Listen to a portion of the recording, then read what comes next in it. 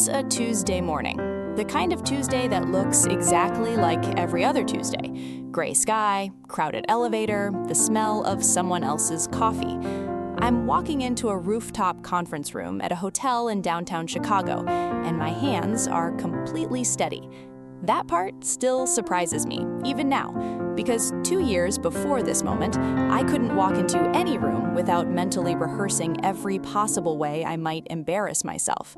2 years before this, I had a panic attack in a Panera bathroom before a job interview for a position I was overqualified for. 2 years before this, a woman I'd worked alongside for 3 years stood up in front of 14 of our colleagues, 14 people I saw every single day, and told them with this calm, almost bored certainty that I didn't actually know what I was doing, that I was a fraud. She used that word, fraud, not inexperienced, not struggling, fraud, like my entire career had been some kind of con. And I remember the silence that followed, that particular kind of office silence that's somehow louder than any sound.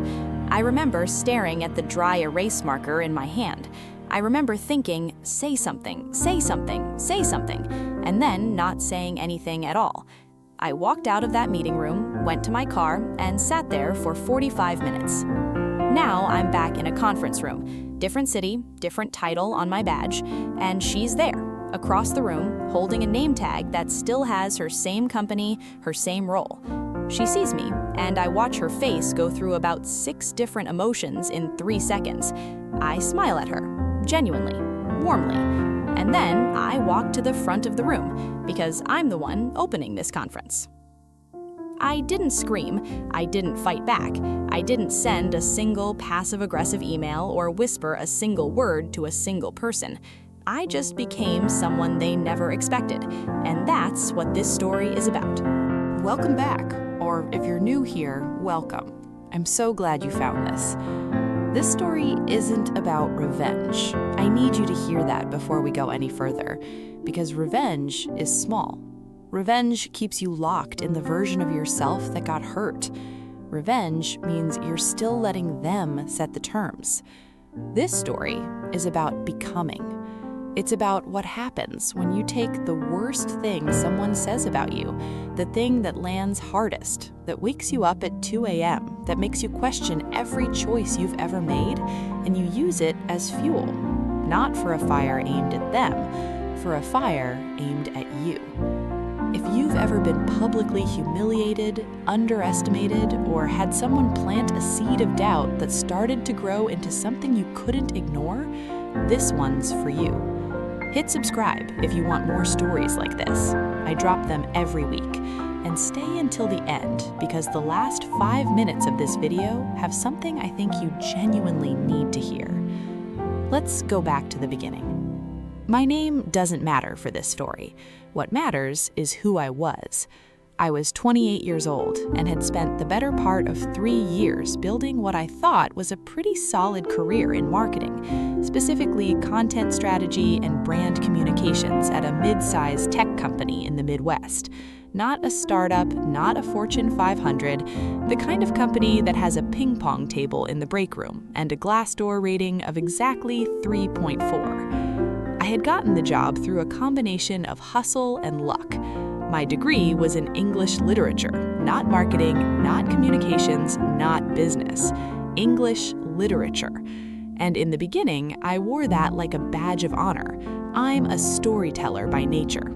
I came up differently, that kind of thing. But underneath that confidence was something shakier. The truth is, I had been winging it. Not in the way where you're secretly brilliant and just figuring things out as you go, though I told myself that story a lot. I meant winging it in the way where you've never actually learned the foundational skills everyone else around you seems to just have. I didn't understand analytics the way my colleagues did. I didn't know how to build a content calendar that connected to actual revenue metrics. I could write beautifully, but I couldn't prove that my writing was doing anything, and I knew it. Somewhere in the back of my mind, I had always known it. Imposter syndrome is a term we throw around a lot now, and sometimes I think we've softened it too much. We've made it sound almost charming, like, oh, even successful people feel like frauds sometimes.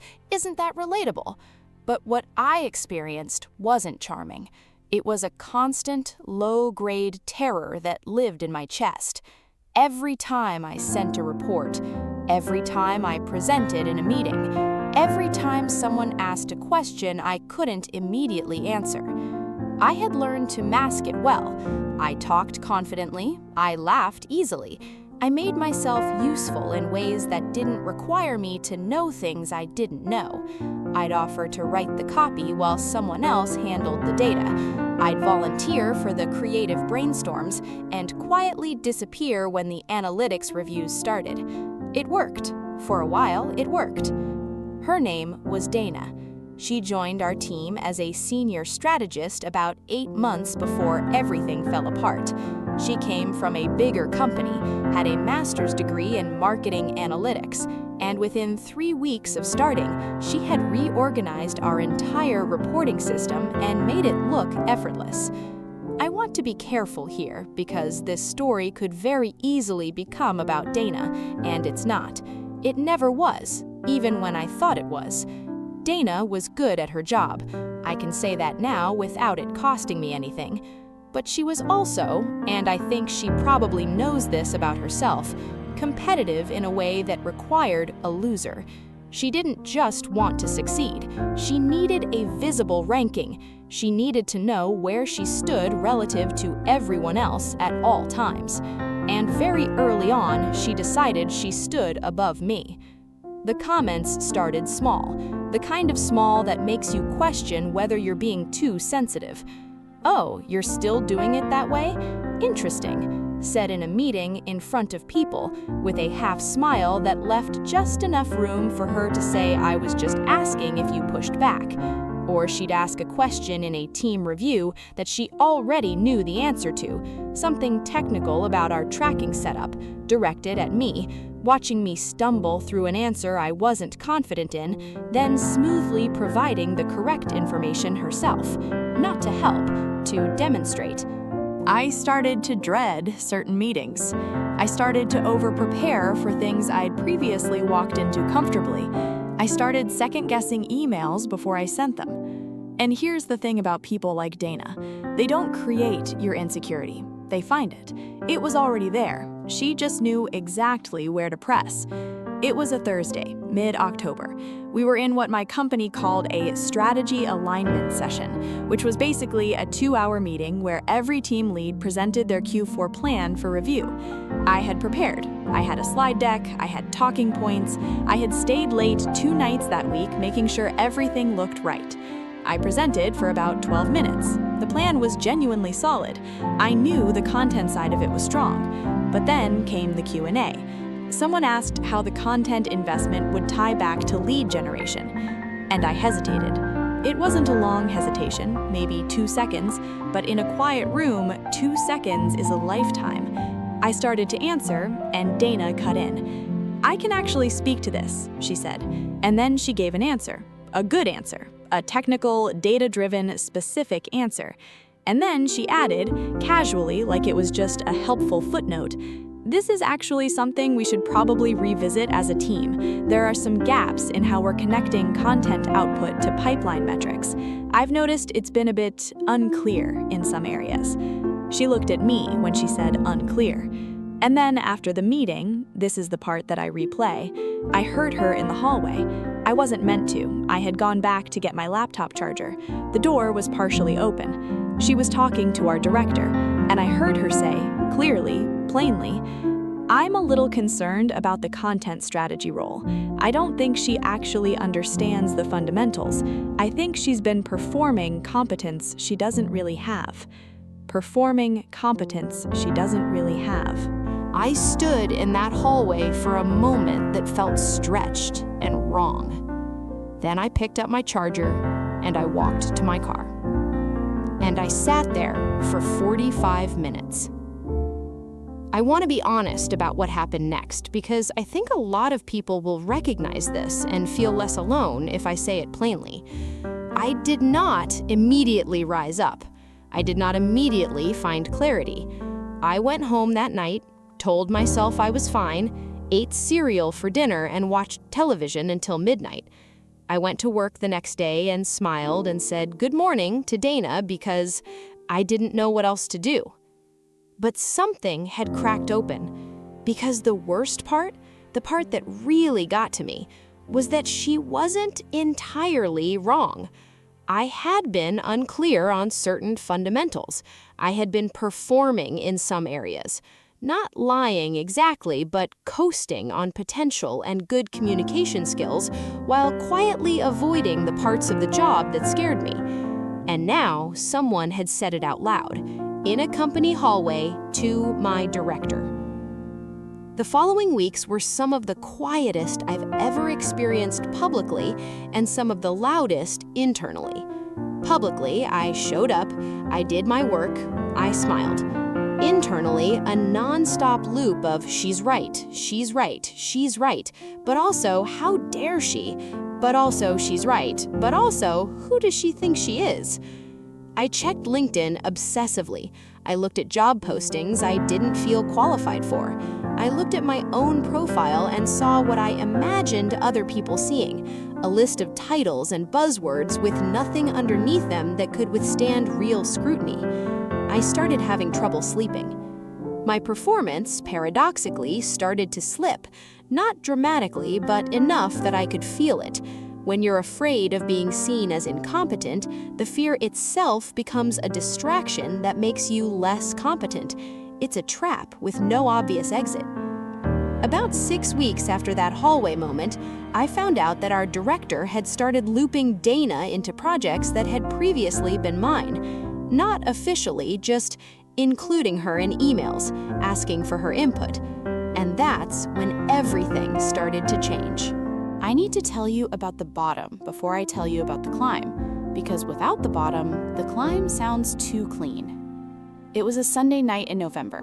I remember the specific date, the 14th, because I had just gotten off a call with my mom where I told her everything was fine, and the moment I hung up, I started crying. Not delicate movie crying, the ugly kind, the kind where you can't quite get a breath. I was 28 years old, sitting on my bathroom floor, genuinely unsure whether I was capable of doing my job, unsure whether I had ever been capable of doing my job, running through my entire career history and second-guessing every compliment I'd ever received, every promotion, every moment someone had trusted me with something important. What if it was all luck? What if I'd been fooling everyone, including myself? And then, and I don't know where this came from, I'm not sure it was brave or wise or anything other than exhausted, I had one clear thought. Okay, what if it was? What now? Not in a defeated way, in a, so what do we do about it kind of way. I sat on that bathroom floor and I let myself have the thought I'd been running from for 3 years. I have real gaps. Dana didn't invent them, she found them. And then, gaps can be filled. Here is what I want to be clear about, because I've thought about this a lot in the years since. I did not decide to transform myself to prove Dana wrong. That would have been satisfying for about 5 minutes and ultimately hollow. If I had learned new skills just to wave them in her face, I would have been handing her exactly what she wanted. She would still be the one setting my agenda just from a distance. She would still be the reason I did anything. What I decided, sitting on that bathroom floor, exhausted and hollow and weirdly clear, was that I was done being afraid of my own resume. I was done building a professional identity on the idea of competence rather than the thing itself. I was going to become someone who actually, genuinely, demonstrably knew what they were doing. Not for Dana, not for my director, not even for my LinkedIn profile. For me. For the version of me that had always suspected she was capable of more and had been too scared to find out if that was true. That decision, made on a bathroom floor on a November Sunday, is the hinge point of this entire story. I want to walk you through what the next 18 months actually looked like, because I think we talk a lot about transformation without talking about the mechanics of it, the unsexy, daily, invisible mechanics. Month 1 was orientation. I did a complete, brutal audit of my actual skill set, not what I said I could do, what I could actually do, with confidence, without faking it. I wrote it down. It was a shorter list than I wanted it to be. I also wrote down what I wanted to be able to do, the skills that my role technically required and that I had been skating around. That list was longer. The gap between those two lists was my curriculum. I signed up for Google Analytics certification, the actual course, not the YouTube overview. I enrolled in a HubSpot content marketing certification. I started a Coursera course on data-driven marketing that I'd bookmarked twice and never started. I bought 2 books, one on SEO strategy that my field considered foundational, and one on content measurement frameworks. I did this entirely on my own time, before work, after work, Saturday mornings. I told no one at my company. Month 2 and 3 were the hardest, because here's what they don't show you in montages. Learning things you're embarrassed you don't already know is humbling in a way that doesn't feel good. I would be doing a module on conversion tracking and hit a concept I should have understood years ago, and the shame would rise up, and I'd want to close the laptop. Sometimes I did close the laptop, and then I'd open it again. I started keeping a document I called Things I Now Actually Know. Every time I learned something I had previously been vague about, I wrote it down, concretely in plain language. Not jargon, not buzzwords. Here is how this works. Here is why it matters. Here is what I would say if someone asked me in a meeting. That document became something I treasured, something I still have. I also want to be honest about the emotional work, because the skill building happened alongside something harder. I was carrying real anger, real humiliation, real grief. Because when someone strips away the professional identity you've built, even if that identity had some cracks in it, there's grief in that. I started seeing a therapist in month 2.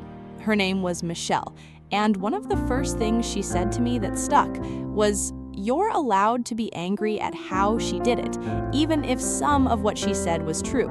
Those are separate things." That unlocked something.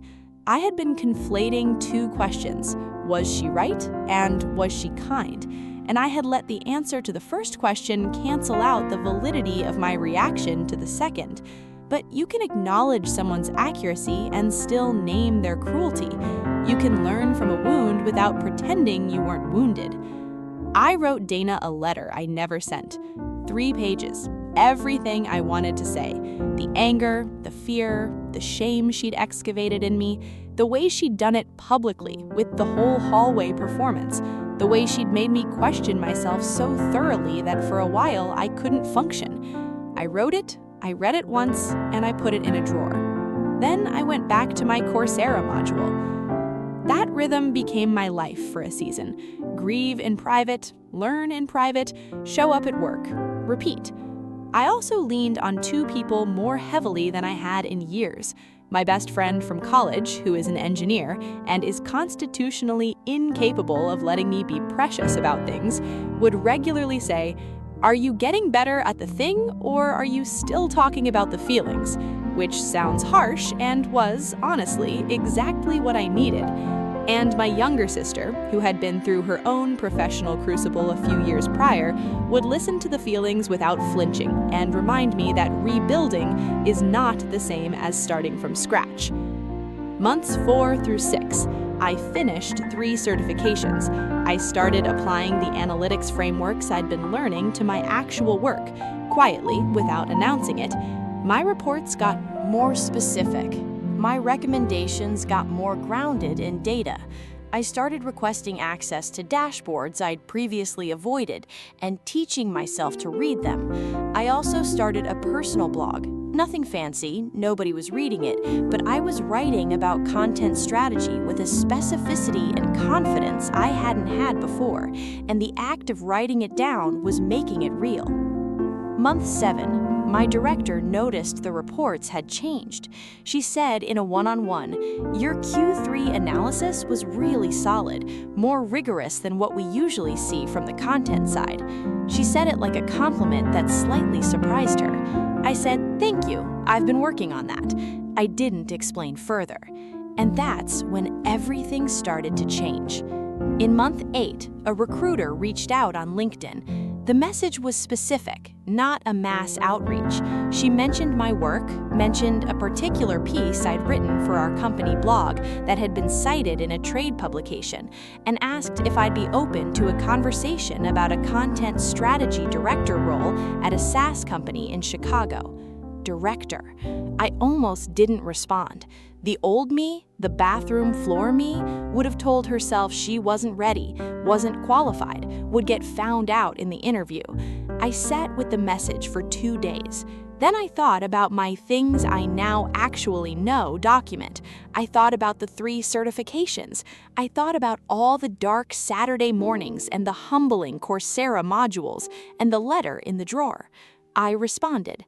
The interview process took 6 weeks, 4 rounds, technical assessment, portfolio review, a panel interview with their full marketing leadership team. I walked into every round with something I'd never had before in a professional context. I knew what I was talking about, not performing it, not papering over gaps with charm. I knew the frameworks they were asking about. I could explain my methodologies. I could talk about measurement in specific, credible terms. I got the offer in month 9. A 34% salary increase, a director title, a seat at a leadership table. I gave 2 weeks' notice on Wednesday morning. Dana was in the office that day. She heard, of course, those things move fast in a mid-sized company. She came to my desk around 11 a.m. and said, very pleasantly, "Oh, I heard. Congratulations. Where are you going?" I told her. She nodded and said, "Wow, director. Good for you." I said, "Thank you, Dana." She walked away. I looked at my screen. I felt nothing, specifically toward her, which was its own kind of answer. Pause. Starting the Chicago job was one of the most genuinely surreal experiences of my professional life, because I was the same person and not at all the same person. The fears didn't disappear. Let me be really clear about that. I walked into that new office carrying echoes of the old anxiety. New faces, new systems, new expectations. That is still a lot for a nervous system that has practiced catastrophizing. I still had mornings where I questioned whether I deserved to be there.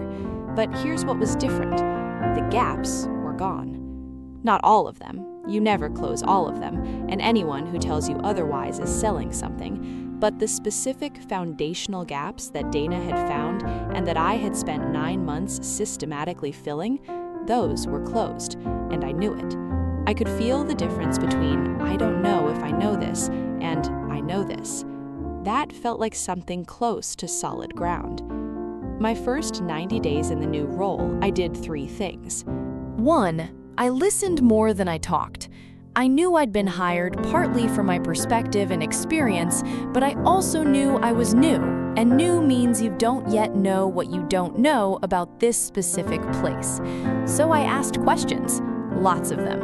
I wasn't performing humility, I was genuinely curious, and I had finally learned the difference between questions that reveal ignorance and questions that reveal intelligence. Most questions are the second kind. 2, I built relationships intentionally. I made it a point to have a real conversation with every person on my team within the first 3 weeks. Not just introductory, nice-to-meet-you conversations, actual conversations about what they found hard, what they were proud of, what they wished leadership understood. This was new for me. I had always been friendly, but not particularly deliberate about connection. It turned out to be one of the most important things I did. 3, I started producing. Not immediately, I gave myself the 90-day window, but I came in with a clear content strategy proposal at day 60, grounded in their existing data, connected to their revenue targets with specific measurement frameworks. My director, a different one, thank God, called it the most actionable content proposal she'd seen in her 5 years with the company. I kept the email she sent me. I still have it. But the transformation I'm most proud of isn't the career stuff, it's the internal stuff, because the internal stuff is what made the career stuff possible, and what will still be there if the career stuff ever goes sideways. I stopped performing confidence and started building it. These sound similar, but they're completely different. Performing confidence is an act of concealment. You're covering something up, hoping nobody looks too closely. It's exhausting. It's fragile. One hard question, one moment of public stumble, and the whole thing can crack. Building confidence is an act of accumulation. You do hard things. You learn real things. You prove to yourself over and over that you are capable of more than you previously assumed. It's a slow process, and it requires getting things wrong repeatedly. And it is also the only process that actually works. I started saying, "I don't know, but I'll find out" in meetings, and meaning it, and then actually finding out. I stopped pretending familiarity with frameworks I hadn't encountered. I started asking clarifying questions in rooms full of smart people without the fear that the question would expose me. Because here's what I had learned. Questions don't reveal incompetence. Avoidance does. I ran my first time in years. I know that sounds unrelated, but it isn't. I started running in month 3 of my self-education phase, purely because I needed somewhere to put the anxiety that wasn't my apartment ceiling at midnight. I signed up for a 10K in month 7. I finished it in under an hour. I cried after, in my car, for reasons that had nothing to do with running. I started cooking. I know how that sounds, but I had been living on convenience and delivery and cereal, and there was something in the act of feeding myself well, intentionally, consistently, that was part of the same movement as everything else, the same practice of you deserve to be taken care of, you are worth the investment. I stopped checking Dana's LinkedIn. I'm almost embarrassed to admit how often I had been checking Dana's LinkedIn, her title, her endorsements, her activity, as if her status somehow determined mine, as if the only way to measure my progress was relative to her standing. The day I noticed I hadn't checked it in 3 weeks was a bigger milestone than any certification. Here's a funny thing about genuine transformation. The people who knew you before notice it before you do. About a year into the Chicago job, I got a message from a former colleague, someone from my old company who I'd stayed loosely in touch with. The message said, "I've been following your updates. Whatever you've been doing, it's working. You seem different, like confident different, not trying to seem confident different." I read that message 4 times because she had named in one sentence the exact internal shift I had been trying to describe to myself, not trying to seem confident different. I also heard, and I want to be careful about how I tell this part because I'm not going to pretend I wasn't curious, I heard from another former colleague that Dana had been passed over for a promotion she'd expected, that the director role she'd assumed was hers had gone to someone hired externally, that she had been difficult in the process. I felt something when I heard that. I'm going to be honest. I felt a flicker of satisfaction. And then I let it go. Because here's the thing. Her ceiling is her ceiling. My ceiling is mine. They were never the same ceiling. I had wasted too much time thinking they were. There's a specific quality of attention that confident people carry. Not arrogance. Arrogance is performance again, just louder. I mean a kind of settledness. The sense that you know where your feet are. I started to have that. I started to walk into rooms without the mental preamble of, okay, what's the least amount of space I can take up so nobody has reason to look too closely? I started to have opinions in meetings and say them in the first person without 5 qualifiers attached. I started to disagree with people, respectfully, constructively, but actually, genuinely disagree, without spending the following 24 hours in second-guessing agony. My LinkedIn, which I'll come back to, became a reflection of something real, not aspirational, not curated fiction. A record of actual work, actual thought, actual achievement. When I wrote posts, I wrote from the specifics. Here is what I tried, here is what happened, here is what it taught me. The response was different from anything I'd experienced before. Not because I'd found a formula, because I was telling the truth. I spoke at an industry event for the first time, a panel on content measurement, 14 months into the Chicago job. I was terrified. My voice shook at the beginning. I said something about 2 minutes in that made the audience laugh, genuinely laugh, and I felt the terror recede to something manageable. I spoke for 22 minutes. Afterwards, 3 people came up to me with business cards, and that's when everything started to change. Let me tell you about Chicago. It was the Content and Conversion Summit, a 2-day industry conference that 2 years ago I wouldn't have applied to speak at, wouldn't have felt I had the standing to even suggest myself. I had been invited to give a keynote opening address for day 2, 25 minutes on the evolution of content strategy measurement, the thing I had known nothing about when Dana humiliated me in a hallway, the thing I had taught myself at 6 a.m. on Saturday mornings, the thing I now advised companies on as part of my expanded role. I had prepared carefully, not obsessively. I had learned the difference. Careful preparation is an act of respect for your audience. Obsessive preparation is an act of fear for yourself. I walked in that morning feeling the good kind of nerves, the kind that sharpen you rather than shut you down. I was at the registration table when I saw her, Dana. She was maybe 15 feet away, talking to someone, wearing the same conference lanyard everyone else had. I saw her before she saw me, and I had about 3 seconds to decide how I felt about that. Here's what I noticed. Nothing lurched. My stomach didn't drop. My hands didn't do anything. I just saw her. A person I used to work with. A person who had said something that, in the end, changed the direction of my life. Then she turned and saw me. I watched it happen in real time, that 6-emotion sequence across her face that I mentioned at the beginning of this story. Recognition, then recalibration, wait, why is she here? Then her eyes went to my badge, which had my name, company, and the word speaker printed across the top in the kind of bold lettering that conference organizers use for people presenting keynotes.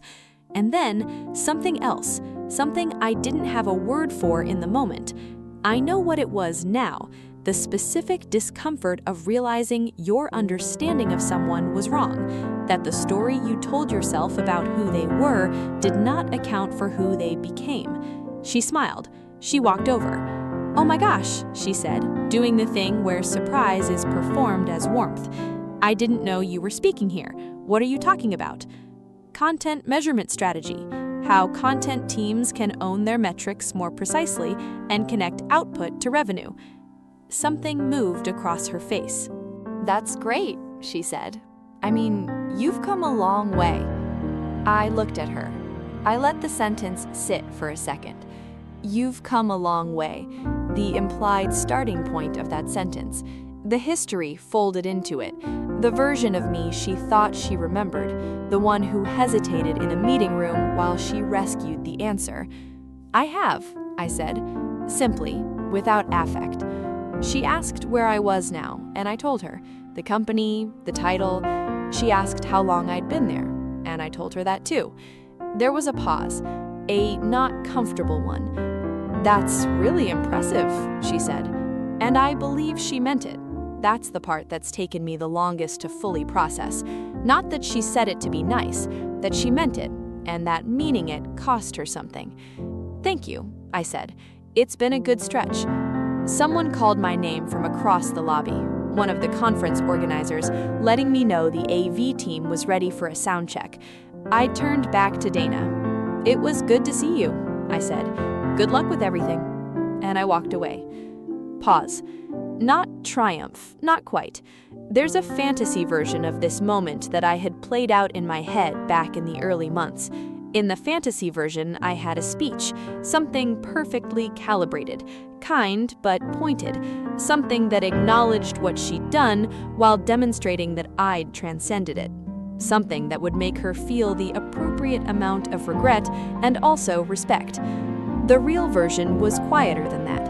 What I felt, walking across that conference lobby toward the sound check, was something close to peace.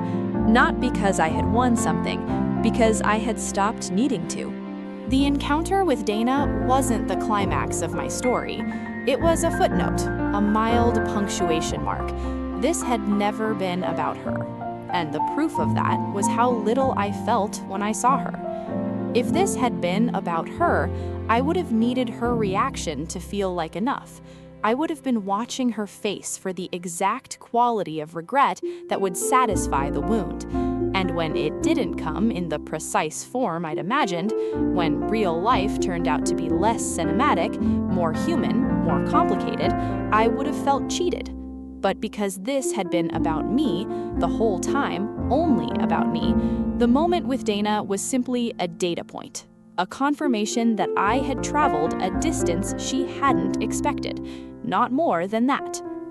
25 minutes, standing at a podium in a hotel conference room in downtown Chicago, in front of 147 content marketing professionals.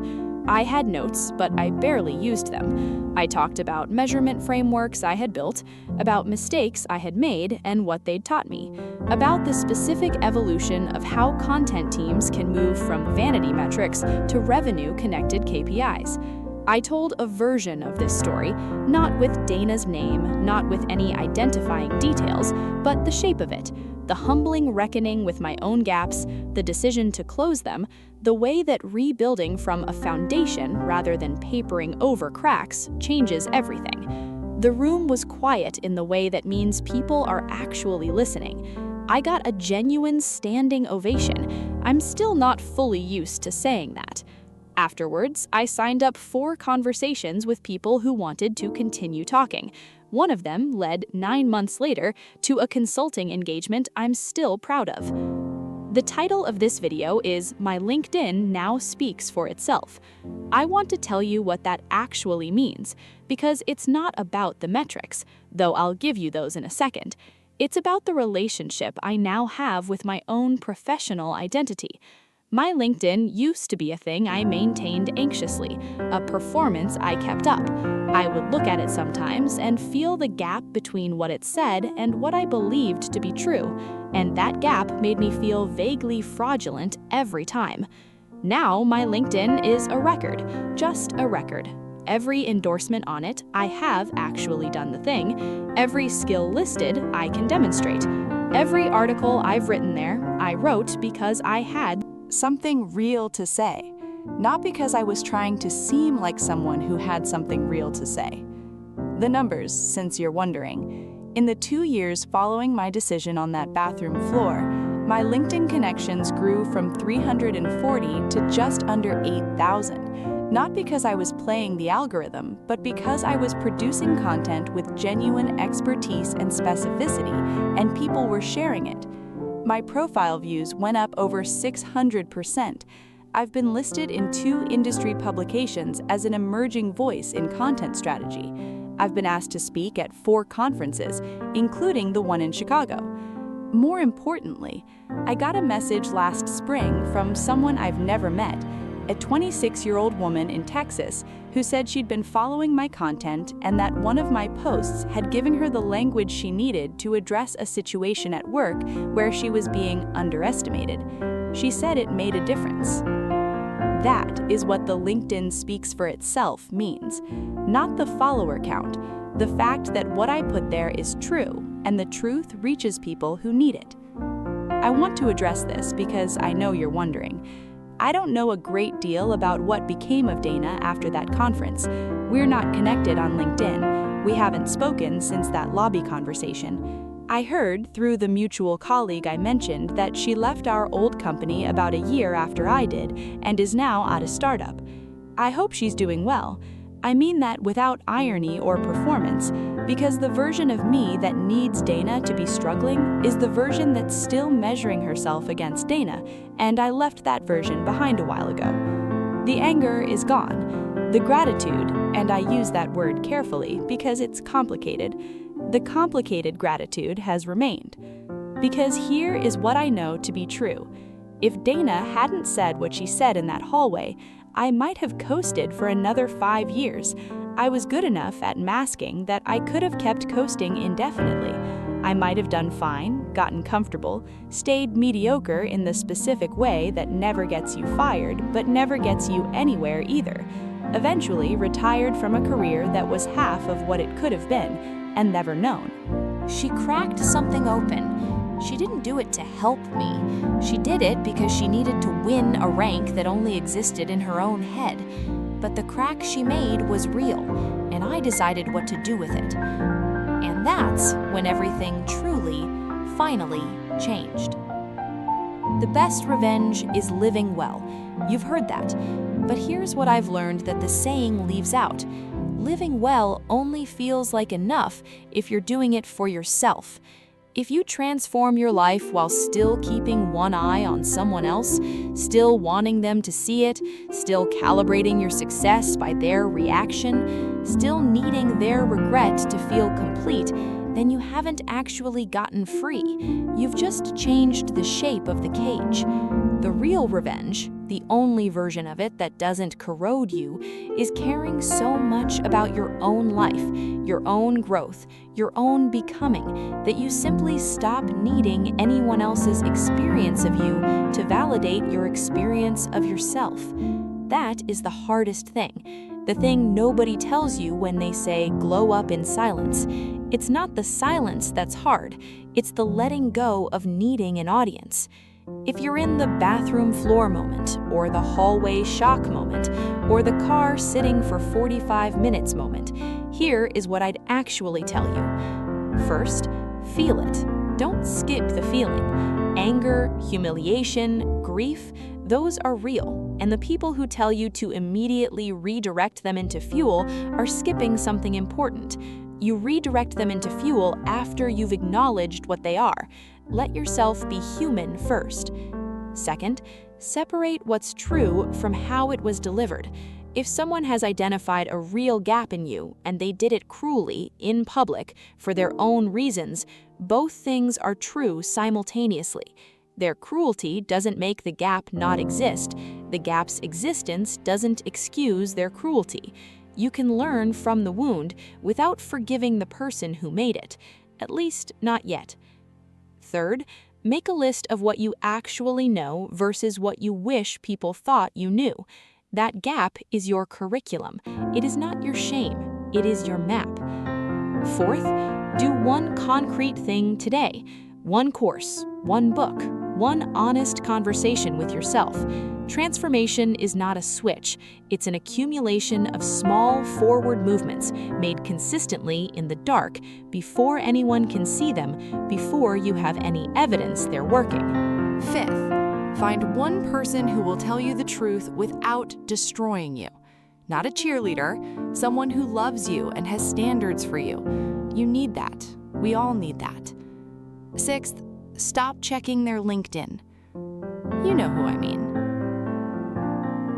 I stood on a stage in Chicago and opened a conference.